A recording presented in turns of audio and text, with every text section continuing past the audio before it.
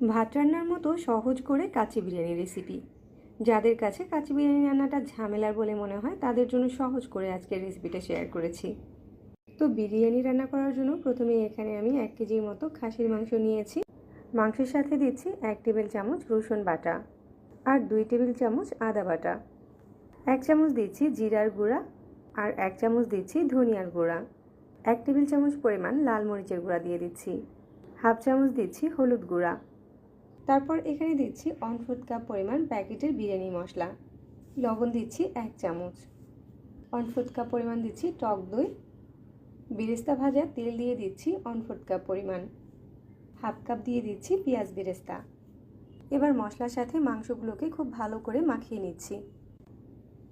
তো মাংসটা মাখানো হয়ে গিয়েছে, এটাকে আর কোনো রেস্টে দিতে হবে না। এবার চুলায় পাত্র বসিয়ে হাফ কাপ তেল দিয়ে দিচ্ছি। তেলটা হালকা গরম হয়ে গেলে এখানে আস্ত কিছু গরম মশলা দিয়ে দিচ্ছি। দারুচিনি, এলাচ, লবঙ্গ, তেজপাতা আর কয়েকটা কালো গোলমরিচ।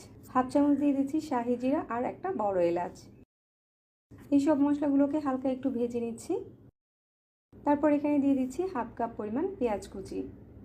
পেঁয়াজটাকেও হালকা করে কিছুক্ষণ ভেজে নিচ্ছি। পেঁয়াজটাকে হালকা লালচে করে ভেজে নেওয়ার পর এর সাথে মাংসটাকে দিয়ে দিচ্ছি। মাংসটা কড়াইয়ের সাথে দেওয়ার সাথে সাথে কিছুক্ষণ নেড়েচেড়ে দিতে হবে। এবার একটা ঢাকনা দিয়ে ঢেকে চুলার আঁচটাকে মিডিয়ামে করে দিচ্ছি। মাংসটাকে কিছুক্ষণ রান্না করে নেওয়ার পর ঢাকনাটা খুলে নিয়েছি আর কয়েক টুকরা আলুকে আগে থেকে সামান্য ফুড কালার দিয়ে ভেজে রেখেছিলাম, সেই আলুগুলো দিয়ে দিচ্ছি। এবার এই মাংসগুলোকে আরও কিছুক্ষণ রান্না করে নিব। তো এখন মাংসটা ভালোভাবে সিদ্ধ হয়ে গিয়েছে আর আলুটাও ভালোভাবে সিদ্ধ হয়ে গিয়েছে। এখানে একটা পাত্রে আমি কিছু আলু বখারা, কিশমিশ, কাঁচামরিচ, কাঠবাদাম কুচি, পেঁয়াজ বেরেস্তা ও গুঁড়া দুধ নিয়েছি। এই সব কিছু একসাথে মিশিয়ে নিচ্ছি। এবার যে পাত্রটাতে বিরিয়ানিটা আমরা দমে দিব সেই পাত্রে আগে থেকে সিদ্ধ করে রাখা পোলাও ভাত নিয়ে নিচ্ছি। কিছুটা ভাত দিয়ে দেওয়ার পরে পেঁয়াজ বেরেস্তা আর গুঁড়া দুধের মিশ্রণ দিয়ে দিচ্ছি। তারপর মাংসগুলো দিয়ে দিচ্ছি। উপর থেকে আবারও ভাত দিয়ে দিচ্ছি আর বাকি পেঁয়াজ বেরেস্তার মিশ্রণটা দিয়ে দিচ্ছি। এবার হাফ কাপ দুধের সাথে 1 টেবিল চামচ ঘি মিশিয়ে উপর থেকে দিয়ে দিচ্ছি আর সামান্য কয়েক ফোঁটা জর্দার রং দিয়ে দিচ্ছি। এটা অপশনাল, চাইলে বাদও দিতে পারেন।